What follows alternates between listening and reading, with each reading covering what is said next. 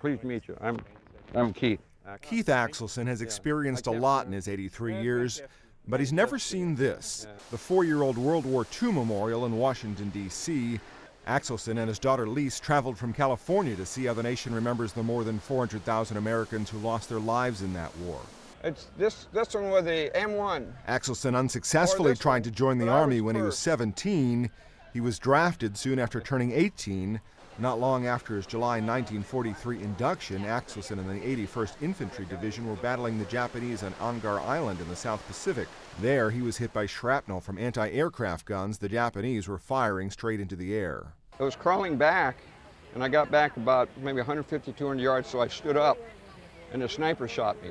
You know, I don't know where it came from. I never did know. So then some guy in a Weasel, you know, the little tracked vehicles, he comes driving up. I don't know where he came from. He's all alone. It's empty. He says, "You want to ride?" I said, "What the hell do you think I want?" You know. So he took me back to the aid station. He later joined his division in preparing for the invasion of Japan that never came. 63 years after his discharge from the Army, Axelson has made another journey. I wanted to come because I knew I'd probably never have the total finances to come here because it's just too much. I mean, Axelson didn't have to worry about the money. Neither did 66 other World War II vets visiting this day. They are all guests of an organization called Honor Flight. The youngest World War II veteran is 80 years old, and in another 5 to 10 years, there's going to be very few veterans that we're going to be able to get to. So time is running out for us. Honor Flight is the brainchild of Earl Morse, who got the idea while working as a physician's assistant at an Ohio VA clinic. Morse also called on another talent. So being a private pilot and a member of one of the largest aero clubs in the country, started recruiting pilots from the aero club at Wright Pat, and we just started bringing them out here 2 at a time, and word traveled quick. Morse now leads 6 to 8 groups a month to the World War II Memorial. Private donations pay for plane tickets for the veterans.